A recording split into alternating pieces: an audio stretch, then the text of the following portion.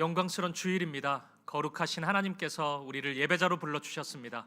이제 다 함께 자리에서 일어나셔서 사도신경으로 우리의 신앙을 고백하겠습니다. 함께 고백합니다.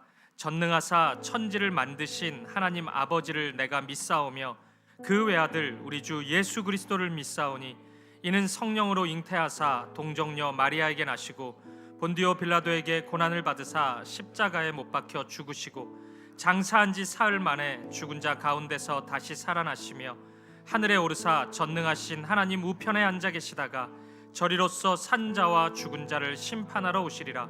성령을 믿사오며 거룩한 공회와 성도가 서로 교통하는 것과 죄를 사하여 주시는 것과 몸이 다시 사는 것과 영원히 사는 것을 믿사옵나이다. 아멘.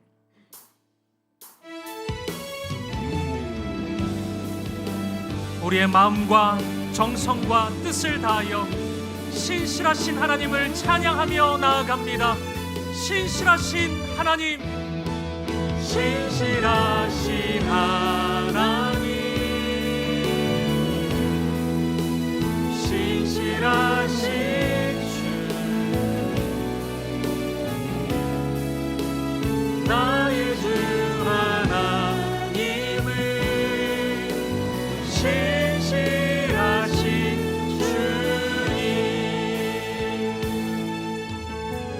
주님 보좌 앞에 나아가 주님 보좌 앞에 나아가 참된 안식과 기쁨 나누리겠네.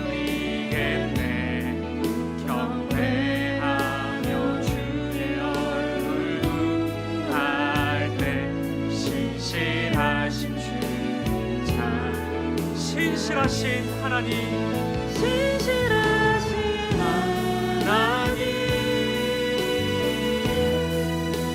신실하신 주, 나의 주 하나님을 신실하신 주님, 주 영광 여기 임하사 왕력이 임하사 열방 향해 그 빛 비추소서. 주의 얼굴 구할 때 주의 향기 머무소서. 주 영광 여기 임하사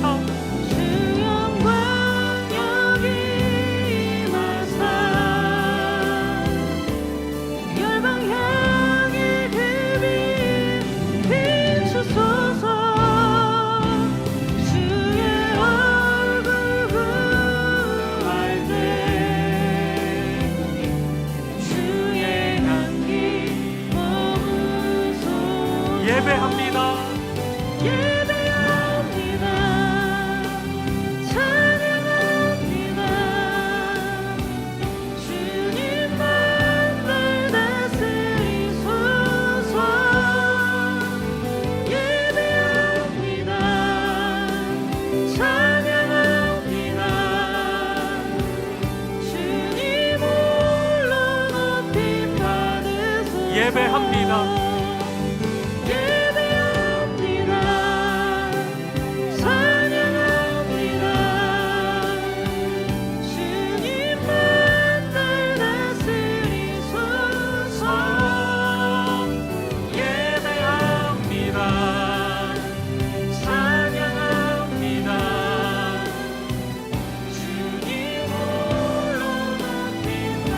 주님 홀로 높임 받으소서. 주님 홀로 높임 받으소서. 홀로 높임 받으소서. 예배자로 합당치 못한 우리의 삶을 십자가 앞에 내려놓으며 예배를 위하여 부르짖어 기도하기를 원합니다. 주여 은혜를 부어 주옵소서. 다 같이 통성으로 기도하시겠습니다. 살아계신 하나님 아버지, 오늘도 우리를 사랑하셔서 하나님 앞으로 우리를 불러주시고 하나님을 예배케 하시는 이 은혜와 이 사랑 진심으로 감사합니다. 마음 다해 뜻을 다해 힘을 다해 예배하는 시간 되게 하여 주옵소서. 지난 한 주 우리의 삶을 회개합니다. 하나님 사랑 안에 거하지 못했고 하나님 자녀로서 합당치 못했던 우리의 죄와 어두움과 연약함이 있습니다. 회개합니다. 우리를 용서하시고 우리를 새롭게 하여 주옵소서. 오늘 예배 가운데 말씀하여 주옵소서. 우리가 듣겠습니다. 말씀의 은혜와 사랑으로 우리를 채워주옵소서. 우리 안에 있는 아픔과 걱정, 염려, 두려움을 씻어주시고 이 예배를 기쁨과 감사로 하나님 앞에 올려드리게 하여 주옵소서. 우리 상임의 교회를 붙잡아 주옵소서. 걸어가는 모든 걸음 하나님의 말씀 따라 나아가게 하시고 사랑으로 하나 되게 하시고 주님의 신실한 몸이 되게 하여 주옵소서. 이 민족 대한민국을 긍휼히 여겨주시고 하나님의 공의와 정의로 다스려 주시고 은혜와 사랑으로 회복시켜 주시옵소서. 모든 성도들의 삶과 가정을 기억하여 주옵소서. 은혜를 부어 주시옵소서. 이 시간 주님 함께하여 주옵소서.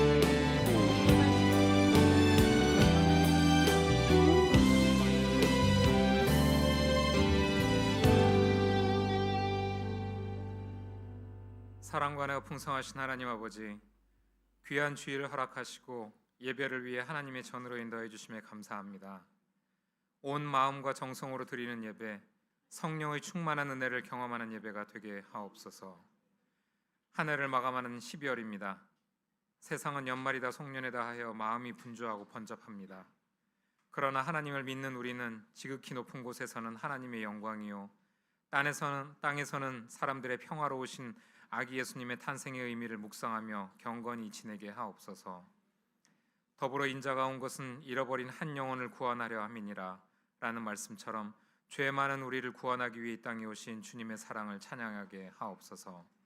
그 사랑으로 내 주변을 돌아보고 어려운 이웃을 긍휼히 여기는 따뜻한 연말이 되게 하옵소서. 수많은 선교사들의 헌신과 순교, 순국 선열들의 희생과 피로 세워진 우리 대한민국을 위해 기도합니다. 지금 우리는 과거 그 어느 때보다 사회적 혼란과 좌우의 분열, 대립, 경제적 어려움이 매우 심한 그런 어려운 시간을 보내고 있습니다.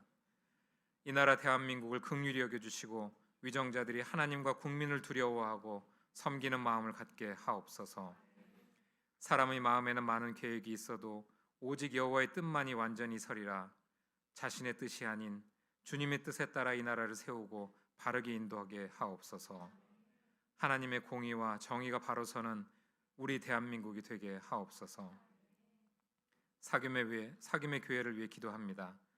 하나님께서 광야를 통해 모세를 온전히 빚으신 후에 하나님의 나라를 위해 사용하셨듯이 우리 교회도 영적으로 타락한 이 강남에서 귀히 사용하시기 위해 지금 현단하고 계심을 믿습니다. 환난은 인내를, 인내는 연단을, 연단은 소망을 이루는 줄 알미라 라는 말씀을 통해 주시는 하나님의 교훈을 깨닫게 하옵소서. 지금의 어려움을 인내하고 앞으로 인도하실 예배 초소를 기도로 소망하며 나아가게 하옵소서. 방학을 맞은 다락방을 위해 기도합니다. 지난 한 달 동안 감사 노트를 쓰며 몸에 배인 감사의 습관, 기도의 습관이 계속 이어지게 하옵소서. 항상 기뻐하라, 쉬지 말고 기도하라, 범사에 감사하라. 이것이 그리스도 예수 안에서 너희를 향하신 하나님의 뜻이니라. 이 말씀을 실천하는 방학이 되게 하시고 하나님과 더욱 가까워지는 시간이 되게 하옵소서. 이 말씀이 우리의 삶의 지침이 되게 하옵소서. 말씀을 전하시는 유병희 담임 목사님을 귀하게 사용하여 주옵소서. 말씀이 선포될 때 그 말씀의 생명력으로 마음이 힘든 자는 평안을 얻게 하시고 병들고 아픈 자는 치료받게 하옵소서. 영육간의 강건함을 주시어 지치지 않게 하시고 한결같은 신실한 믿음으로 주님이 주신 사명을 잘 감당케 하옵소서. 오늘도 이 모양 저 모양으로 헌신하시는 교육자분들과 봉사자분들의 수고를 기억하여 주시고 물떠온 하인만이 아는 기쁨으로 그 수고에 응답하여 주옵소서. 이 모든 말씀 날 위해 죽으시고 부활하신 우리 주 예수 그리스도의 이름으로 기도합니다. 아멘.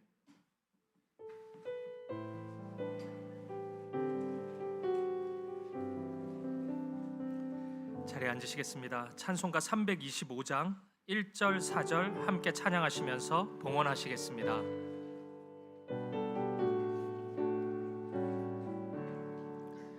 예수가 함께 계시니 시험이 오나 겁없네. 기쁨의 근원 되시는 예수를 위해 삽시다. 날마다 주를 섬기며 언제나 주를 기리고 그 사랑 안에 살면서 딴 길로 가지 맙시다. 주께서 심판하실 때 잘했다 칭찬하리니 이러한 상급 받도록 예수를 위해 삽시다. 날마다 주를 섬기며 언제나 주를 기리고 그 사랑 안에 살면서 딴 길로 가지 맙시다. 존귀하신 아버지 하나님, 날마다 주를 섬길 수 있는 은혜, 마음, 그 사랑 허락해 주셔서 너무 감사합니다. 그 감사의 마음으로 이 시간 귀한 예물 드립니다. 드려진 물질이 하나님 나라 복음을 위해 아름답게 쓰임받게 하여 주옵소서. 물질을 넘어 우리의 평생의 삶이 하나님의 도구가 될 수 있도록 인도하여 주옵소서. 주님, 우리 사김의 교회를 사용하여 주옵소서. 우리 주 예수 그리스도 이름으로 기도합니다. 아멘. 코이노니아 찬양대 찬양으로 하나님께 영광 돌리겠습니다.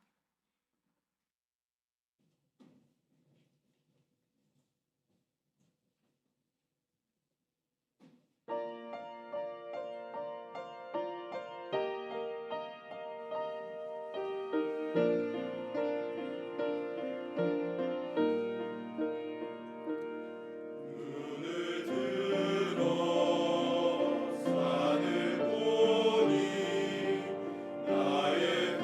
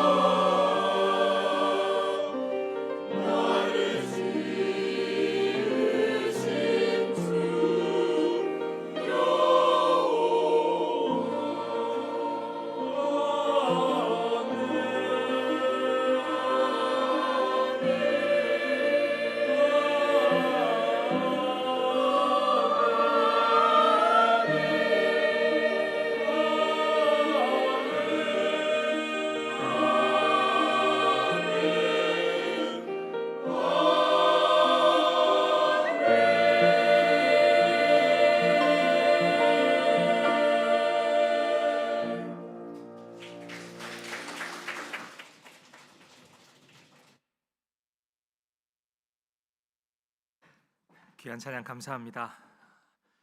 2부 예배 오신 사랑하는 성도님들 환영하고 축복합니다. 우리 옆에 있는 분들 바라보시면서 오늘은 이렇게 한번 인사하실까요? 안심하십시오. 하나님께서 지키십니다. 우리 그렇게 한번 인사 나누도록 하겠습니다. 안심하십시오. 하나님께서 지키십니다. 하나님께서 함께 하십니다. 교회 소식 몇 가지 확인해 드리도록 하겠습니다. 지난 수요일 날 제자훈련, 사역훈련 수료 예배 드렸는데요. 이 훈련 수료 기도해 주신 것 감사하며 훈련생들이 오늘 하루 성도님들을 섬깁니다. 들어오시면서 보셨을 텐데 지금도 은근히 좀 냄새가 나네요. 고구마 냄새가. 드시고 오신 분들이 있는 것 같은데 1, 2부 예배 후에 우리 1층 앞마당에서 군고구마 드실 수 있습니다. 1부 끝나고 맛있다고 좀 소문이 자자하던데 맛있게 드시면 좋겠고요. 우리 제자훈련생들이 섬겨주시고요. 우리 3부 예배 후에는 쿠키 및 커피 우리 드립니다. 사역훈련생들이 우리 청년들을 섬기게 됩니다. 함께 감사의 마음 잘 나누고 누릴 수 있었으면 좋겠습니다. 우리 다가오는 수요 예배는 한웅재 목사님 초청해서 우리 찬양 집회로 우리가 은혜를 나누려고 합니다. 우리 한웅재 목사님 찬양은 다 한편의 시인데 우리 시로 함께 찬양하고 하나님의 위로와 사랑을 누릴 수 있었으면 좋겠고요. 또 이 예배 후에는 우리 1년 동안 그 수요 예배 이렇게 준비하고 또 철수하고 사실 매번 그렇게 하고 있는데 그 수고한 분들 격려 차원에서 우리 치킨 파티 합니다. 그날만 오셔서 좀 도와주셔도 치킨 먹을 자격을 드릴 테니까 많이 또 참석해 주셔서 격려해 주시면 좋겠습니다. 우리 연말 예배 일정 잘 보시면 성탄 감사 예배, 송구 영신 예배 있습니다. 시간도 잘 확인해 주시고요. 2부에 걸쳐서 이 자리에서 예배 드립니다. 많이 참석해 주셔서 은혜 누릴 수 있었으면 좋겠습니다. 우리 그 외 광고는 주보를 참고해 주시면 되겠습니다. 하나님 말씀 우리 보시겠습니다. 이 시간 우리에게 주신 하나님의 말씀은 신약성경 빌립보서 4장 21절에서 23절까지 말씀입니다.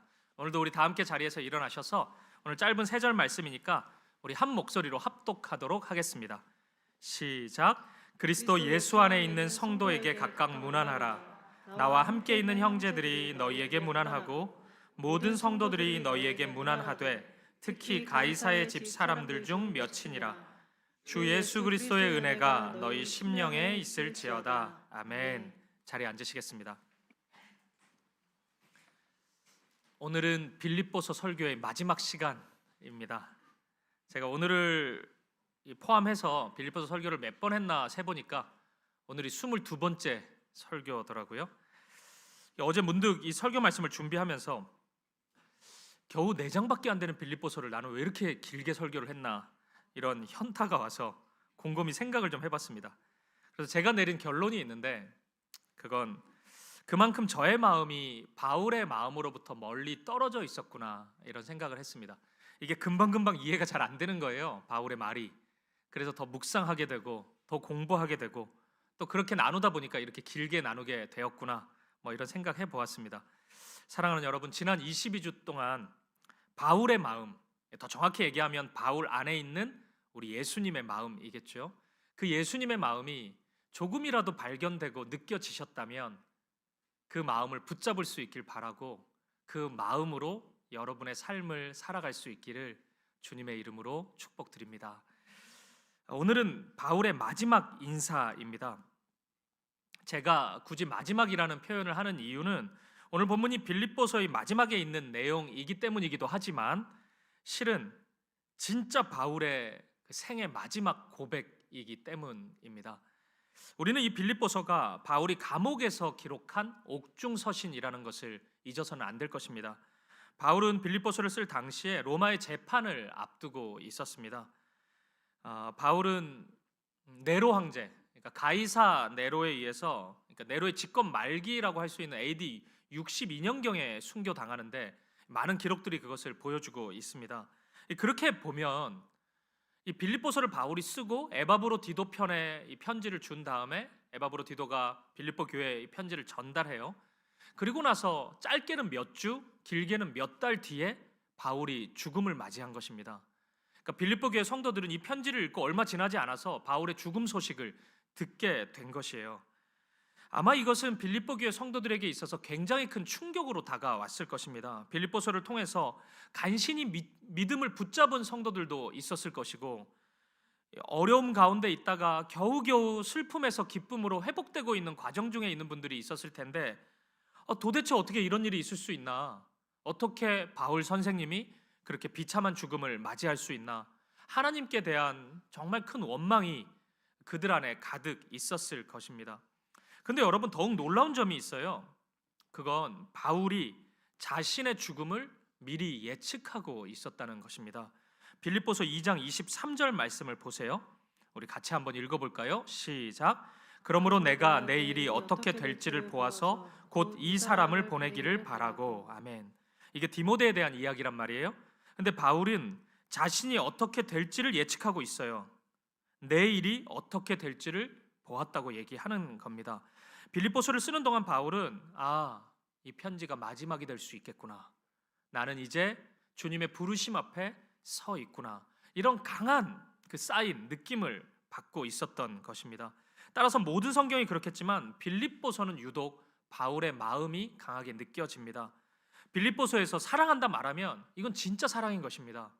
빌립보서에서 권면을 하고 책망을 한다면 그건 진짜 권면이고 진짜 마음 다해 주는 책망인 것입니다.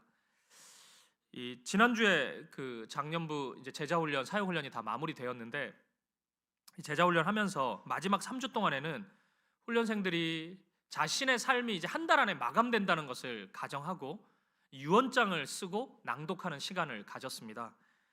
처음에는 모두들 이런 걸 왜 하느냐 이런 표정을 지었는데, 막상 해보니까 대부분의 분들이 매년 이 내용을 좀 점검해 보고 싶다, 업데이트 시키면서 유언장을 좀 다듬어 보고 싶다, 뭐 이런 고백을 하셨습니다. 저는 이 시간을 지켜보면서 훈련생들이 이제 유언장을 제가 다 읽어보고 또 낭독하는 것을 지켜봤는데, 훈련생들이 유언장을 쓸 때의 그 마음이 바울이 빌립보서를 쓸 때의 마음과 굉장히 유사하지 않나?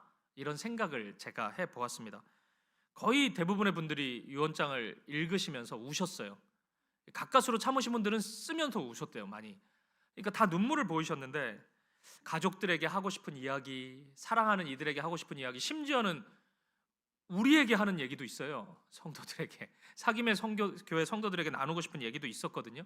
진심으로 미안하다는 이야기, 그리고 진심으로 사랑했다는 이야기들을 하셨습니다.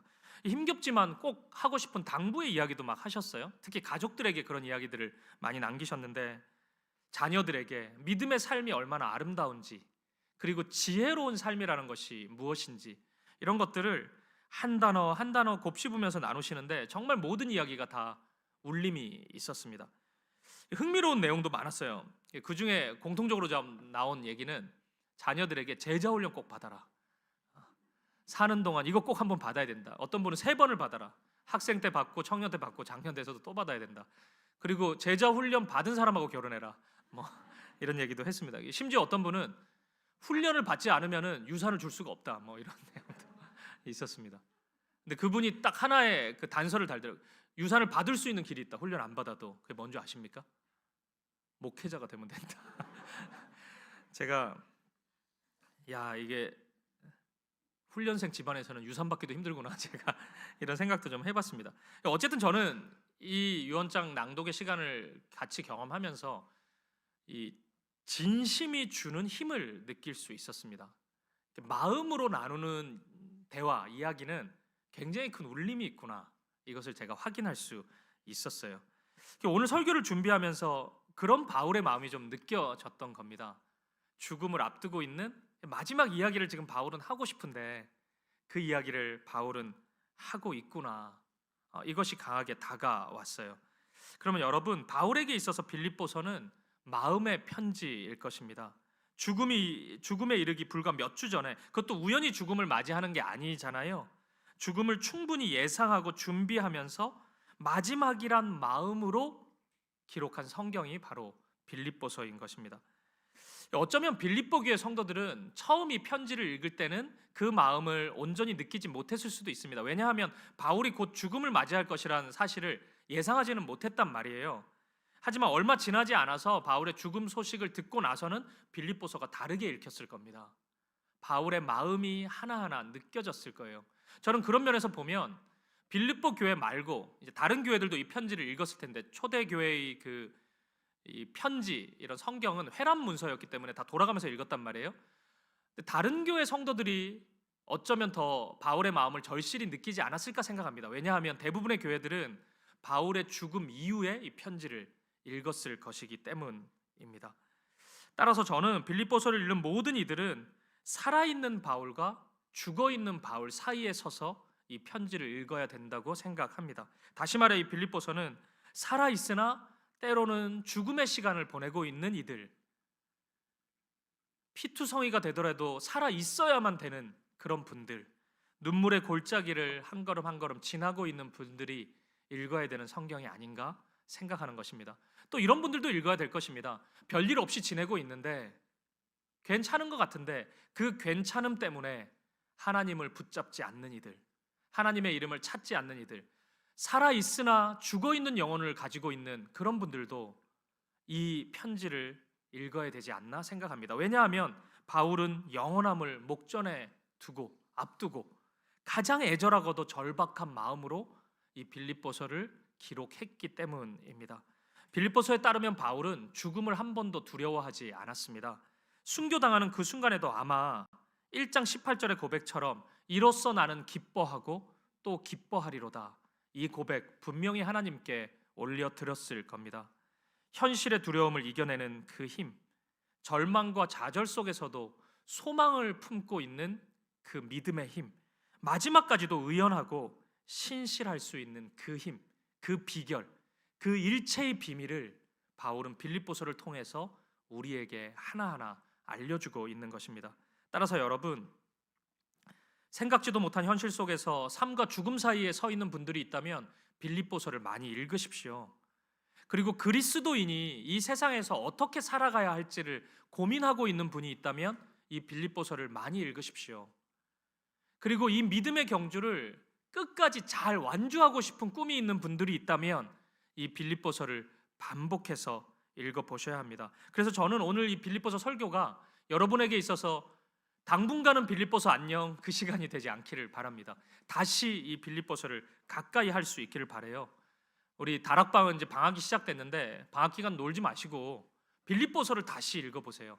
그리고 제가 했던 설교를 다시 들어보시고 또 한 번 더 들어 왜 귀찮게 그런 분들이 있다면 다른 목사님들 설교도 들어보세요. 유튜브에 쳐보면 빌립보서 쳐보면 엄청 많아요.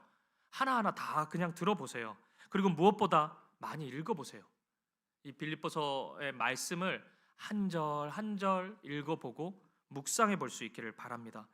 말씀드린 것처럼 오늘은 빌립보서를 마무리하면서 죽음을 앞두고 있는 바울의 이 특별한 상황에 주목해 보고 싶습니다. 그리고 바울의 이 마지막 메시지에서 발견되는 위로, 이 주제를 가지고 두 가지 면에서 여러분과 함께 이 본문을 묵상해 보도록 하겠습니다. 우리 바로 보겠습니다. 첫 번째입니다.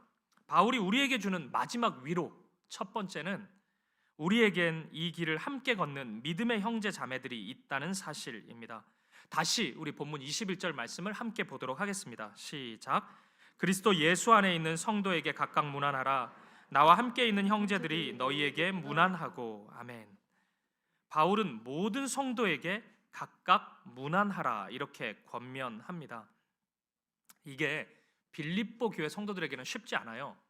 왜냐하면 유오디아와 순두계 이 두 파로 나눠져 있기 때문에 누구한테 해야 되는 거야? 바울이 누가 진짜 내 형제 자매인가를 지금 얘기해 줄까? 그걸 기대하고 있단 말이에요. 근데 바울은 누구의 편도 들어주지 않아요. 각각 문안하라고 말씀합니다. 이게 오늘날로 치면 신방하라는 의미가 될 거고, 우리 교회의 정체성과 관련해서 연결해 보면 하나님의 사랑 안에서 코이노니아 하라는 얘기겠죠. 사귀고 교제하라는 의미일 것입니다. 여러분, 그러면 어떻게 해서 어째서 이 문안이 위로가 될 수 있을까요? 저는 이 지점에서 우리가 오해하지 말아야 할 것이 하나 있다고 생각합니다. 그것은 이 문안하라는 바울의 권면을 숙제처럼 생각해서는 안 된다는 것입니다. 바빠 죽겠는데 뭘 또 하라는 거야. 시간 내 가지고 뭘 누구를 만나고 문안하고 이걸 어떻게 하라는 거야. 이렇게 생각하면은 여러분 죽었다 깨어나도 바울의 마음을 이해하지 못해요. 바울이 왜 이 문안함이 위로가 되는지 지금 얘기하고 있는데 그걸 이해하지 못한다고요. 짐처럼 생각하고 숙제처럼 생각하면 안 되는 것입니다. 오늘 바울의 메시지는 그렇게 받으면 안 돼요. 바울이 이 문안을 권면하는 이유는 오직 하나입니다. 오늘 본문의 23절 때문이에요. 같이 보시죠. 함께요. 시작. 주 예수 그리스도의 은혜가 너희 심령에 있을지어다. 아멘. 바로 이것 때문입니다. 바울이 문안하라고 권면하는 이유는 주 예수 그리스도의 은혜가 빌립보 교회 성도들의 심령 가운데 가득 넘치게 하기 위함입니다. 바울은 그 목적으로 지금 문안하라고 권면하고 있는 것입니다. 작년 5월에 우리 교회가 큰 행사를 하나 했잖아요. 뭔지 기억하세요? 정교인 수련회 했습니다. 한 5년은 지난 것 같아요. 불과 작년인데 여러분 그 수련회 주제가 뭔지 기억하십니까? 당연히 못하시죠. 5년이나 지났는데 남겨둔 사람들입니다. 엘리야 이야기 제가 나누었어요. 때는 아합 왕이 이스라엘을 다스리고 통치하고 있을 때입니다.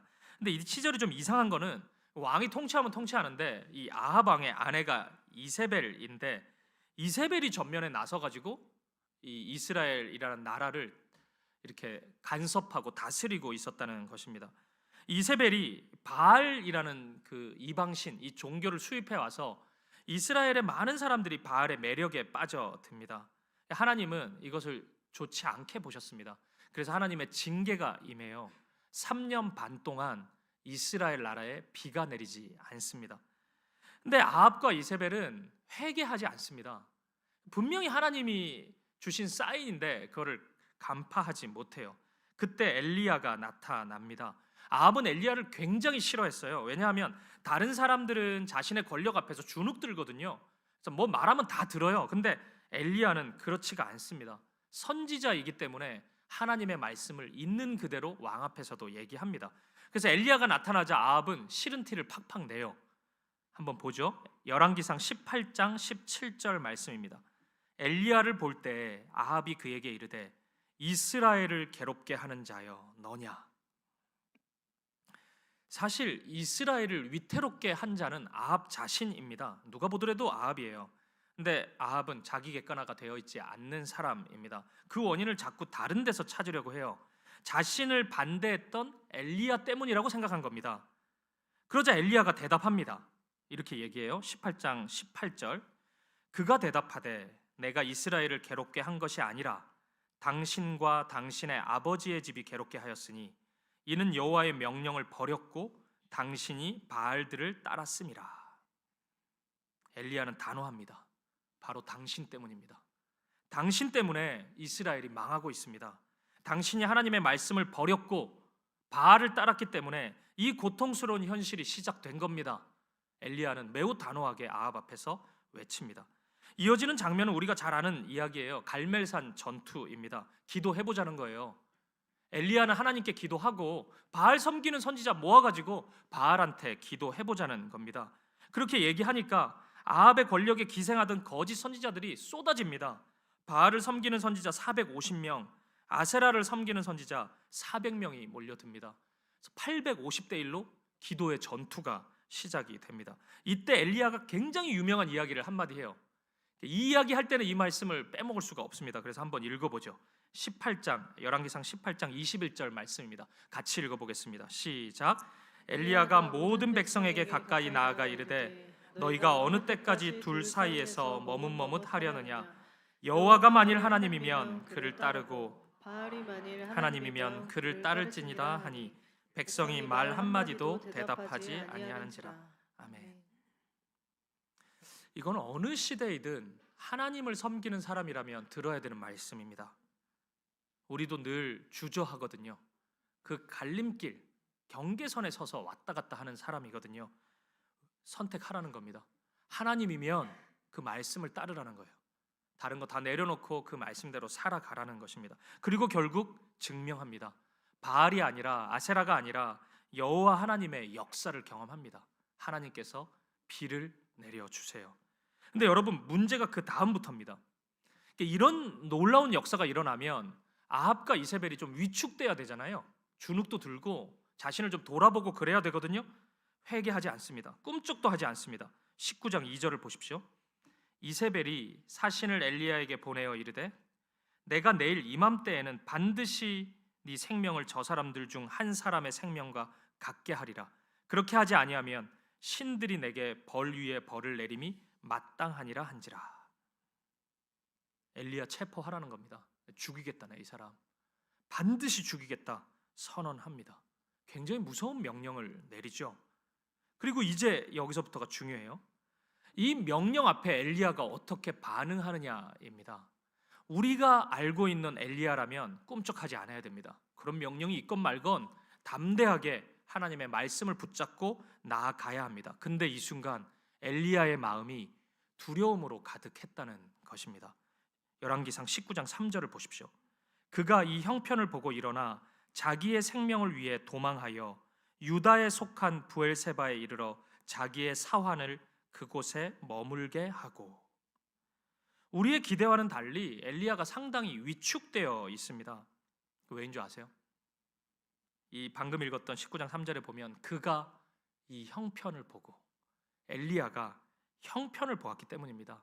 그동안은 형편 안 보고 형편이 지금까지도 좋지는 않았거든요. 하나님만 봤어요. 그래서 담대했는데 갑자기 눈을 형편을 보기 시작하니까 두려움이 찾아오기 시작합니다. 여기서부터 무너지기 시작해요. 믿음 없는 행동을 하기 시작합니다. 그 다음 절을 보면 엘리야가 굉장히 심각한 우울증 증세를 보이기 시작합니다. 심지어는 그 천하의 엘리야가 스스로 죽겠다, 죽고 싶다는 그런 고백도 합니다. 우리가 이전의 엘리야를 기억한다면 아무리 형편이 어려워도 그렇지 어떻게 엘리야가 사역자가 이런 얘기를 할 수 있나, 막 죽고 싶다 얘기하고 그러나 이해가 되지 않죠. 근데 여러분, 엘리야가 자신도 모르게 자신의 영적 상태를 정확히 고백하는 한 장면이 있거든요. 그게 중요합니다. 19장 10절 말씀입니다. 우리 같이 한번 읽어보겠습니다. 시작. 그가 대답하되 내가 만군의 하나님 여호와께 열심히 유별하오니 이는 이스라엘 자손이 주의 언약을 버리고 주의 제단을 헐며 칼로 주의 선지자들을 죽였으며 오직 나만 남았거늘 그들이 내 생명을 찾아 빼앗으려 하나이다. 아멘. 오직 나만 남았거늘. 이것이 엘리야의 심정이었습니다. 갑자기 위축된 이유, 느닷없이 삶을 마감하고 싶다고 외쳤던 이유입니다. 나 혼자 그렇게 살고 있다고 생각한 것입니다. 믿음을 붙잡고 사는 사람이 나밖에 없다고 생각한 것입니다. 하나님은 이 엘리야를 회복시키기로 작정하십니다. 그래서 세미한 음성으로 찾아오세요. 그리고 단 하나의 말씀을 하십니다. 이 이야기를 듣고 엘리야가 회복돼요. 열왕기상 19장 18절 말씀입니다. 같이 읽어보겠습니다. 시작. 그러나 내가 이스라엘 가운데 7,000명을 남기리니 다 바알에게 무릎을 꿇지 아니하고 다 바알에게 입맞추지 아니한 자니라. 아멘. 엘리야야, 너만 있는 게 아니다. 너와 같이 바알에게 무릎 꿇지 않은 사람이 무려 7,000명이나 이스라엘 안에 있다. 내가 그들을 남겨놓았다. 하나님은 말씀하십니다. 그리고 이 말씀 앞에서 엘리야는 비로소 회복할 수 있었습니다. 여러분 어떻게 생각하세요? 엘리야가 이 말씀 듣고 이제 이 사람들 만난다고 우리가 상상해 보세요. 이 7,000명의 사람들을, 이들을 만나는 게 엘리야에게 있어서 숙제와 같은 부담이었을까요? 저는 아니라고 생각합니다. 서로 엘리야의 심리 상태가 위축되어 있다 하더라도, 그리고 엘리야의 MBTI가 ISTJ라고 할지라도 집 밖에 나가기 싫어하고 그런다 할지라도 저는 이 순간만큼은 나가고 싶었을 거예요. 진짜 있는지 찾아보고 싶고 만나보고 싶고 이들과의 만남을 통해서 서로가 나누는 문안을 누려보고 싶고 거기서 오는 힘을 얻고 싶었을 것입니다. 사랑하는 여러분, 제가 이렇게 길게 작년 수련회 때 말씀을 나눈 이유는 오늘 바울이 말하고 있는 문안이 이런 성격의 문안이기 때문입니다. 문안하라고 하는 게 바로 이 이유 때문이에요. 오늘 홀로 있는 것 같은 외로움 앞에 서 있는 분들, 이런저런 어려운 현실 속에서 삶과 죽음의 경계선에 서 있는 분들, 고통과 절망 속에서 신음하고 있는 분들이 이 자리에 있다면 여러분, 이 바울의 권면을 붙잡으십시오. 믿음의 형제 자매들을 찾으십시오. 그리고 서로 문안하십시오. 여러분과 같은 마음으로 힘겹지만 같은 믿음으로 하루하루를 살아가고 있는 형제 자매들이 존재합니다. 그리고 그들과의 사귐을 통해서 하나님이 주시는 불안하고 무너져 있는 여러분들의 심령에 하나님이 주시는 주 예수 그리스도의 은혜가 충만히 넘칠 것입니다. 그 은혜 경험할 수 있는 저와 여러분 되시기를 간절히 축복드립니다. 두 번째입니다. 바울이 우리에게 주는 위로, 두 번째 마지막 이 위로는 하나님께서는 우리의 생각을 넘어서 일하시는 분이라는 사실입니다. 오늘 본문 22절 말씀을 우리 한번 보실까요? 같이 읽겠습니다. 시작. 모든 성도들이 너희에게 문안하되 특히 가이사의 집 사람들 중 몇이니라. 아멘. 이 22절에는 독특한 표현이 나오죠. 자신과 함께 있는 모든 성도들이 문안한다고 말하면서 특히 가이사의 집 사람들, 이런 표현을 바울이 쓰고 있습니다. 놀라운 표현이죠. 이 표현 그대로라고 한다면 가이사의 가족들이, 로마 황제 가이사의 가족들이 예수 믿고 있다는 거잖아요. 지금 놀랍죠. 물론 이 표현이 가이사의 직접적인 가족인지 정확하지는 않습니다. 학자들은 황제의 직접적인 가족일 수도 있고 또 먼 친족일 수도 있고 또는 관계되어 있는 귀족이나 고위 관계자일 수도 있다, 이런 가능성을 열어둡니다. 그래서 저도 그 범위가 어디까지인지는 정확히는 모르겠어요. 하지만 분명한 것은 황제 가문에 속한 이들에게까지 그리스도의 복음이 전파되었다는 것입니다. 그것이 우리가 주목해야 되는 부분이에요. 우리는 이미 그 빌립보서 1장을 보면서 바울이 가장 그 애정했던 물고기가 있었잖아요. 그 기억하십니까? 돌이요. 전혀 지금 이렇게 가치 중립적인 눈빛을 가지시면 사귐의 교회 성도님들이 아닌 것 같은데, 이러면 도리어 한번 보죠. 그러면 빌립보서 1장 12절 말씀, 형제들아 내가 당한 일이 도리어, 여기서 나오잖아요. 복음 전파의 진전이 된 줄을 너희가 알기를 원하노라. 이러므로 나의 매임이 그리스도 안에서 모든 시위대 안과 그 밖의 모든 사람에게 나타났으니. 아멘. 그러니까 이 말씀에서 바울은 자신이 당한 일, 내가 당한 일, 이게 감옥 간 거잖아요. 이 일에 대한 새로운 이해를 보여줘요. 누가 보더라도 절망의 시간이고 좌절의 시간이잖아요. 감옥 갔는데. 근데 도리어 은혜가 있었다는 것입니다. 그게 뭐냐면 내가 바울이 감옥에 갔기 때문에 그곳에 있는 사람들이 예수 이야기를 들을 수 있었다는 것이에요. 그리스도의 복음을 접할 수 있었다는 것입니다. 지금 바울은 여기서 왕궁 시위대 이런 표현을 하고 있는데 이게 황제의 신변을 지키는 제국 권력의 핵심이란 말이에요. 그러니까 제국의 최후의 보루인 시위대에게까지도 그리스도의 이름이 전파되었다. 바울은 그 소식을 전했어요. 그리고 이것이 도리어 하나님의 은혜가 나타난 것이 아니냐, 빌립보 교회 성도들에게 알려주고 있는 것입니다. 바울은 이 사실로 인해서 빌립보 교회 성도들에게 요청하고 있는 것입니다. 뭘요? 절망의 시간 속에서도 소망을 잃지 않도록 요청하고 있는 것이에요. 왕궁의 시위대에게까지 복음이 전파된 것을 너희가 듣지 않았냐? 근데 지금 더 놀라운 이야기를 내가 해주겠다. 가이사의 집 사람들, 그 사람들에게까지도 복음이 전파됐다. 거기 있는 사람들이 지금 너희들에게 문안 인사를 하고 있다. 내가 그걸 전하고 있다. 바울은 그 이야기를 하고 있는 것입니다. 사랑하는 여러분, 언뜻 빌립보서를 읽으면 고통의 이야기, 고난의 이야기로 가득 차 있는 것처럼 보입니다. 분열과 다툼의 아픔도 보이고 이로 인한 바울의 염려도 많이 보여요. 하지만 빌립보서를 제대로 다 읽으면 누구나 다 한 마음으로 고백합니다. 이 책은, 이 성경은 기쁨의 서신이구나, 소망의 서신이구나. 2000년 역사 속에서 수많은 신학자들이 있었지만 이 빌립보서를 한마디로 하면 다 기쁨의 편지라고 얘기를 하거든요. 소망의 편지라고 이야기합니다. 이런 이유 때문입니다. 그리고 바울은 이런 생각의 전환, 이런 어려운 시간 속에서도 도리어의 은혜를 맛볼 수 있는 길을 우리에게 제시해 줍니다. 제가 여러 차례 강조했던 이야기예요. 주 안에 있는 것입니다. 주 예수 그리스도 안에 서 있으면 우리는 이 사실을 볼 수 있는 것이에요. 남들은 이거 우연이고, 아니 뭐 그걸 고생하면서 전도한 것까지도 뭐 하나님의 뜻이라고. 천만의 말씀요. 하나님이 계획하신 일입니다. 하나님이 이 일을 이루어 가셨던 거예요. 이게 주님 안에 있으면 보인다는 사실입니다. 사랑하는 여러분, 오늘 생각지 못한 현실 앞에서 절망과 좌절의 그 감정으로 서 있는 분이 있으십니까? 제가 12월쯤 되니까 1년을 자꾸 제가 돌아보게 돼요. 그러니까 저도 지난 1년을 생각해 보면 생각지도 못했던 어려운 일들이 여러 개 있었거든요. 제 개인적인 일 중에서 그런 소식이 처음 들렸을 때 저는 굉장히 놀랐습니다. 힘들었어요, 마음이. 그리고 그 순간 그 저의 절망의 감정을 저는 잊지 못해요. 그런 것이 여러 번 있었는데 제가 12월쯤 돼서 다시 돌아보니까 그 일 때문에 할 수 있었던 일들이 더 많았어요. 그 일 때문에 내가 행했던 일들, 그 선한 일들, 그리고 주님을 바라볼 수 있었던 것, 기도할 수 있었던 것, 주님의 손을 붙잡을 수 있었던 것, 이 도리어의 은혜가 굉장히 많았어요.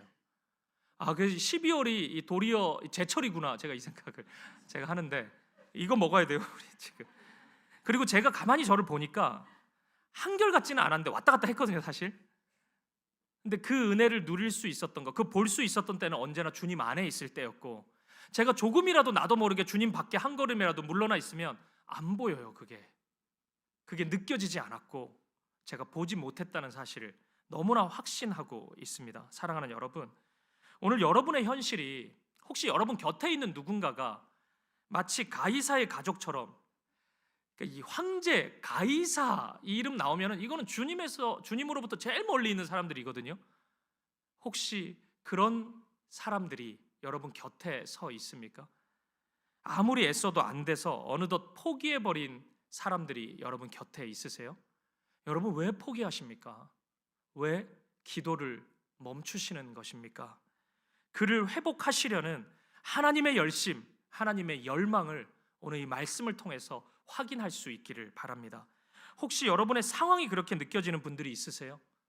절망과 낙심, 낙담, 자포자기의 현실을 마주한 분들이 있으십니까? 오늘 가이사의 가족들이, 가이사의 집사람들, 특히 가이사의 집사람들, 이 사람들이 주님 앞에 돌아왔다는 이 사실, 이 말씀 앞에서 소망을 잃지 마십시오. 하나님의 일하심을 붙잡을 수 있기를 바랍니다. 주님의 손을 더욱 붙잡을 수 있길 바라고 주님을 더욱 의지하고 더욱 신뢰할 수 있는 여러분들 되었으면 좋겠습니다. 다시금 1장 12절의 말씀 보십시오. 형제들아, 내가 당한 일이 도리어 복음 전파의 진전이 된 줄을 너희가 알기를 원하노라. 이 말씀을 잊지 않기를 바랍니다. 그러면 여러분 반드시 복음의 능력이 나타날 것입니다. 오늘 바울이 선포하고 빌립보 교회가 목도하고 있는 바로 그 은혜, 그 능력을 온전히 경험하는 저와 여러분 되시기를 우리 주님의 이름으로 간절히 축복드립니다. 말씀을 마무리하겠습니다. 사랑하는 여러분, 오늘 믿음의 길을 걷다가 외로움의 감정과 마주한 분들이 있으십니까? 그러면 잠시 멈추셔도 됩니다. 그리고 멈춘 다음에 이거 하셔야 돼요.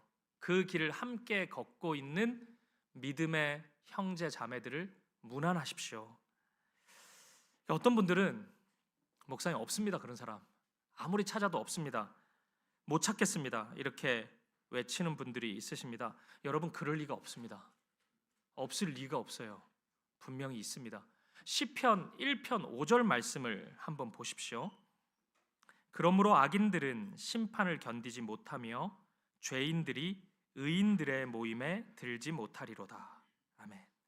저는 시편 1편 굉장히 좋아하는 사람인데 다 표현이 좋아요, 이 시편 1편은. 근데 제가 유독 좋아하는 표현 하나가 이겁니다. 의인들의 모임입니다. 여러분 이런 모임이 있어요. 의인들의 모임이. 아직 초대받지 못했는데 이런 분이 있으시다면은 여러분 이제 초대받는 비결을 알려드릴게요. 딱 이번 한 주만 믿음으로 살아보십시오. 그러니까 믿음을 한 번만 발휘하지 말고 단 한순간도 빠짐없이 믿음으로, 의인은 믿음으로 사니까 믿음으로 살아보십시오. 그러면은 보입니다. 그렇게 사는 사람이 보여요. 그 전까지는 숨겨져 있거든요, 그 사람이. 근데 보여요.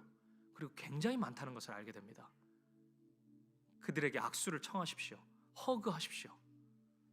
그리고 여러분의 마음을 나누어 보세요. 여러분이 서 있는 곳이 혹시 가이사의 군대라 할지라도 여기는 이 제국의 중심부기 때문에 오로지 가이사의 명령만이 흥하는 곳이잖아요. 그곳이라도 가이사의 명령을 거부하고 하나님의 말씀을 따라가는 신실한 군인을 만날 것입니다. 여러분이 서 있는 곳이 진짜 이보다도 더 한복판인 가이사의 집사람들, 그 한복판에 서 있다 할지라도 가이사의 명령을 기꺼이 거부하고 오직 주님의 말씀만을 붙잡고 살아가는 믿음의 사람을 만날 것입니다. 그 사람이 분명히 있어요.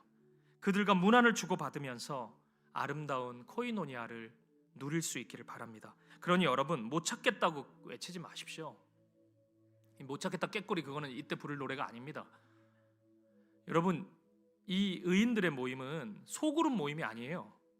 바알에게 무릎 꿇지 않는 사람이 7,000명이나 있다는데 완전 대그룹 모임입니다. 그러니까 믿음 안에만 있으면 지나가다가 부딪히는 사람이 의인이라고요. 그런 사람들이 너무나 많습니다. 그리고 저는 우리 사김의 교회의 정체성이 바로 여기에 있다고 믿어요. 저는 우리 교회가 이런 의인들의 모임이 되었으면 좋겠습니다. 비록 지금 우리가 진단할 때 순전한 100% 의인들만 가득하다 이렇게는 얘기 못 하잖아요. 사실 그렇잖아요.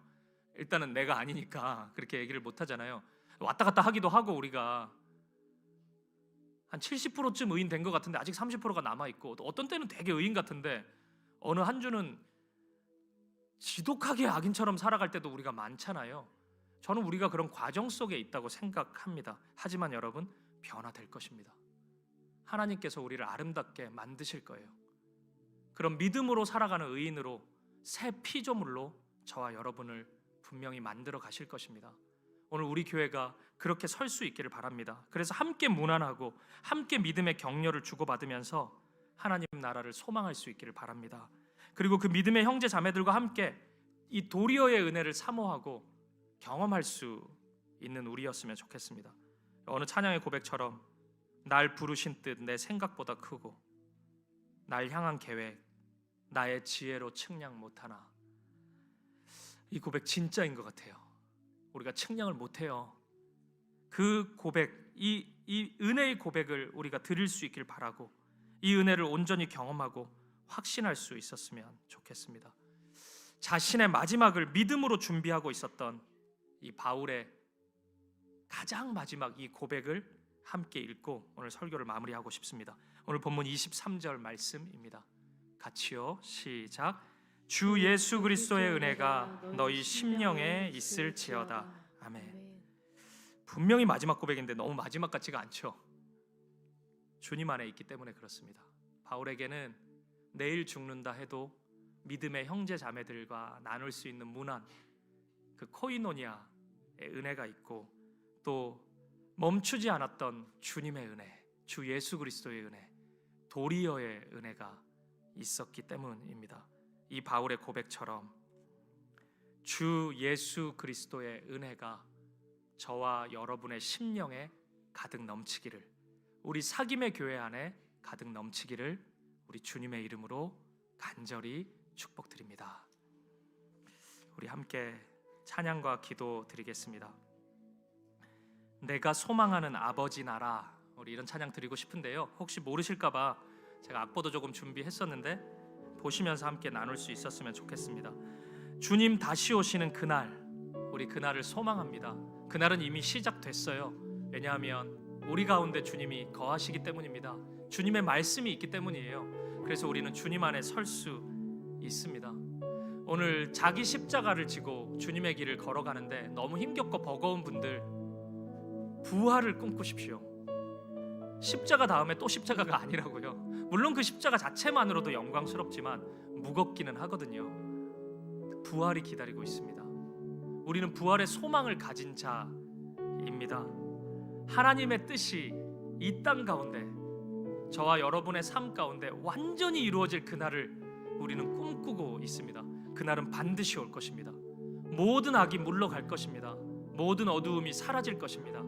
주님을 향한 사랑만이 영원한 그날이 올 것입니다. 우리의 가정 가운데 그날이 이 땅에서도 이루어질 것입니다.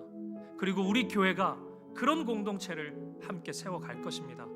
그리고 나라가 정말 어수선한데 우리가 그렇게 함께 기도하고 그런 믿음의 삶을 경주한다면 이 대한민국도 주님의 뜻이 이루어지는 아름다운 나라로 다시 일어서게 될 것입니다. 우리 그 소망을 가지고 그 믿음으로 함께 이 찬양 고백할 수 있었으면 좋겠습니다. 우리 함께 고백하겠습니다. 내가 소망하는 아버지 나라, 내가 소망하는 아버지 나라, 주님 오시는 그날 완성되리. 우린 고대하네 주님 오시는 그날을. 오늘 바울은 이 나라를 꿈꾸고 있었습니다. 비록 부족함과 슬픔 많아도 주를 알아갈 때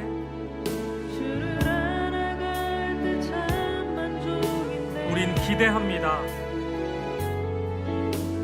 우린 기대하네 주님 오시는 그날을. 마라나타. 주 다시 오시는 그날에, 주 다시 오시는 그날에 우리 보게 되리. 모든 나라와 모든 열방이 주께 경배하는 그날을. 주님의 뜻이 하늘에 이루어지듯 이 땅에 이루어지는 그날.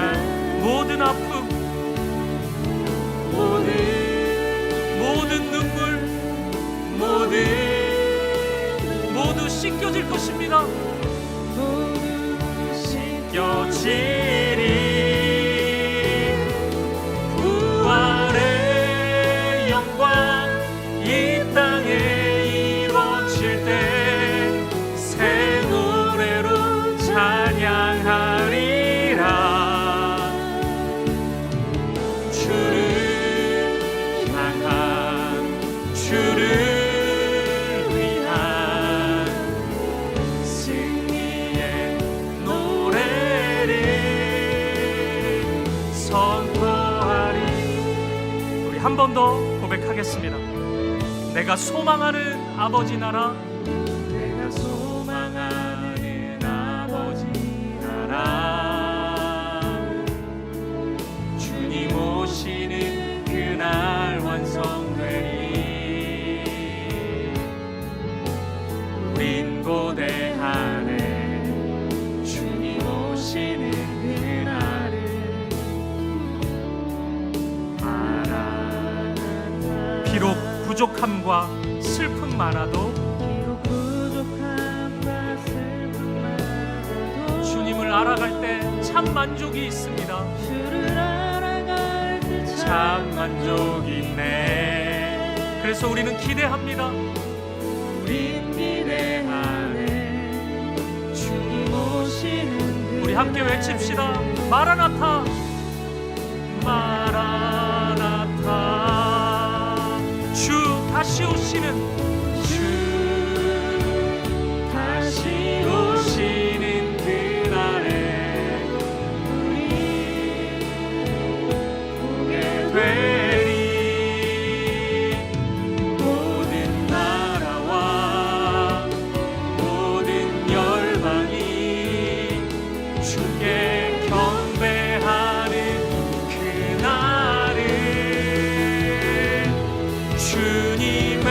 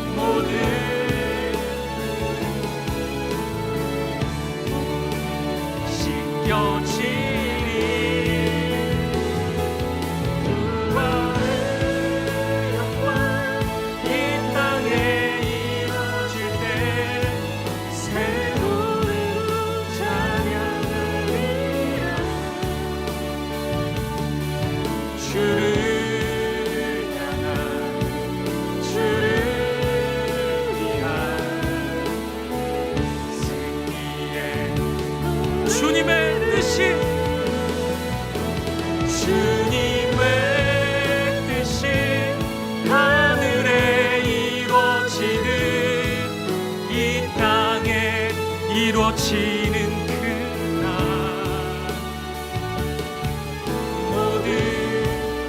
우리의 모든 눈물 씻겨주시는 주님, 모두 씻겨지리. 부활의 영광 이 땅에 이루어질 때 새 노래로 찬양하리라. 주를 향한, 주를 위한 승리의 노래를 선포하리. 우리 함께 기도하며 나아갈 때, 사랑하는 성도님, 오늘 이런저런 아픔과 고통의 순간 앞에서 외로움의 감정을 품고 있는 분이 있다면 오늘 바울의 이 마지막 권면을 붙잡으십시오. 서로 무난하라. 무난해 보십시오. 유오디아는 순두개에게 무난해 보십시오. 믿음의 이야기들을 시작해 보십시오. 그 안에 분투하고 있는 믿음의 싸움을 들어보십시오. 그리고 함께 주님의 은혜를 누릴 수 있기를 바랍니다. 주님, 그 은혜 내게 허락하여 주옵소서. 내가 처해 있는 이 상황 주목하느라 내 옆에 서 있는 믿음의 형제 자매들을 돌아보지 못했습니다. 함께 서 있다는 사실조차 잊어버리고 있었습니다. 다시 손을 붙잡겠습니다. 그리고 믿음의 싸움을 시작하겠습니다. 오늘 절망과 아픔 가운데 있는 분들 잊지 마십시오. 그 형편으로 인하여 하나님이 이루어 가시는 일들이 있습니다. 분명히 있습니다. 불가능하다고 여겨졌던 하나님의 역사가 나타나고 있습니다. 그 도리어의 은혜, 주님 안에 머물면서 보게 하시고 이루어가는 나의 삶이 되게 하여 주시옵소서. 그 은혜, 그 역사, 그 하나님의 일하심이 나의 삶 가운데, 우리의 가정 가운데 나타나게 하시고 이 교회 가운데 풍성히 새겨지게 하여 주옵소서. 그리고 이 민족 대한민국 가운데도 그 은혜가 시작되게 하여 주옵소서. 우리 기도 제목 가지고 한 마음과 한 뜻으로 기도하며 나아가겠습니다. 함께 기도하시겠습니다. 살아계신 아버지 하나님, 오늘 이 은혜 우리가 붙잡습니다. 주님 아버지 하나님, 오늘 믿음의 형제들, 우리가 함께 나누는 이 문안, 이 함께 나누는 이 사귐을 통하여서 하나님의 은혜를 경험케 하여 주옵소서. 오늘 외로움에 서 있는 우리 사랑하는 성도님들이 함께 손 붙잡고 일어설 수 있는 힘을 얻게 하여 주시옵소서. 믿음 안에서 나누게 하여 주시옵소서. 오늘 도리어의 은혜를 우리가 붙잡습니다. 아버지 하나님, 역전의 하나님, 이루어 가시는 주님의 일하심 보게 하여 주시옵소서. 누리게 하여 주시옵소서. 오늘 우리의 가정 가운데 이 은혜가 시작되게 하시고 이 교회 가운데 주님, 우리의 심령 가운데 주님 이 은혜가 나타나게 하여 주시옵소서.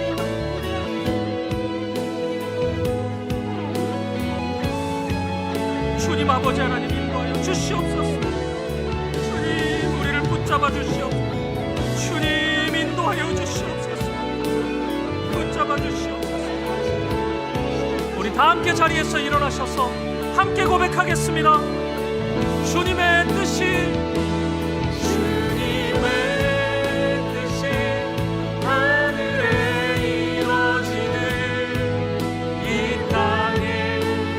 지는 그날 모든 아픔, 모든 눈물 모두 씻겨지리. 부활의 영광 이 땅에 이루어질 때 새 노래로 찬양하리. 주를 향한, 주를 위한 승리의 주님의 뜻이,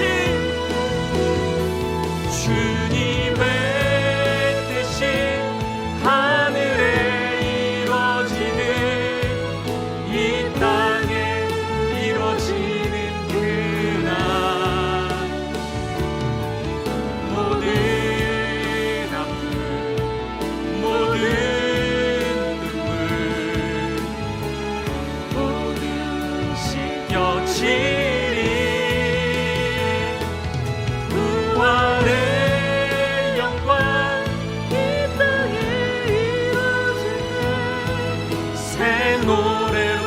찬양하리라. 주를 향한 주를 위한 승리의 노래를 선포하리.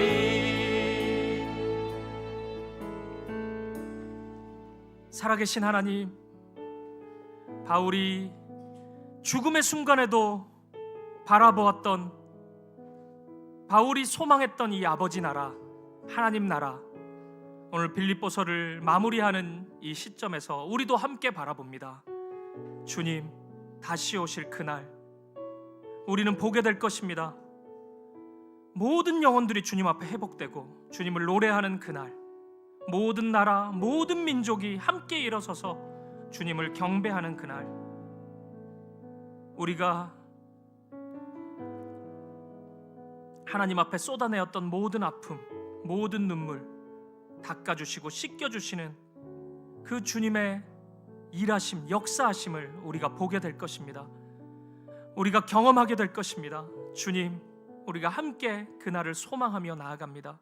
외로움이 찾아올 때마다 허락해 주신 믿음의 형제자매들의 손을 붙잡게 해주시고 함께 기도하게 하시고 믿음의 격려를 주고받으며 하나님 나라를 소망하는 우리들이 되게 하여 주옵소서.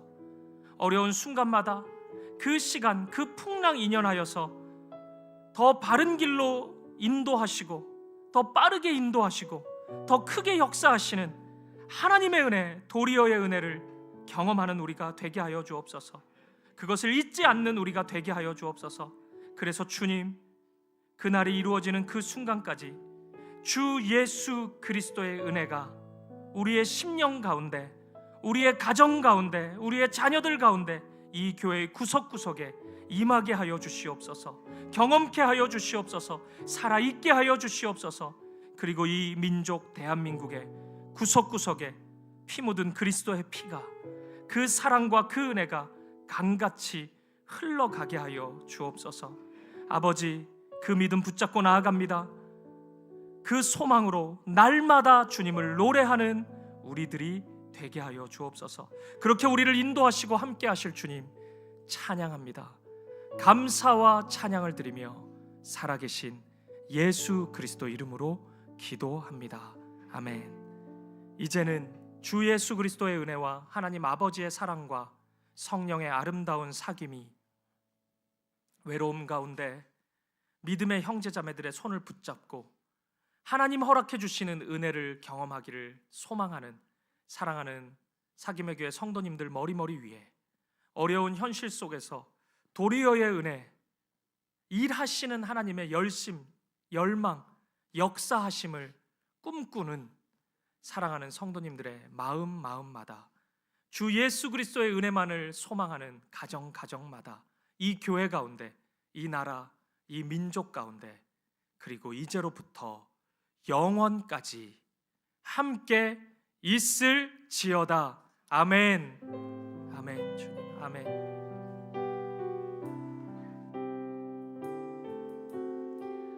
우리 함께 찬양하시면서 삶의 자리로 나아가시겠습니다.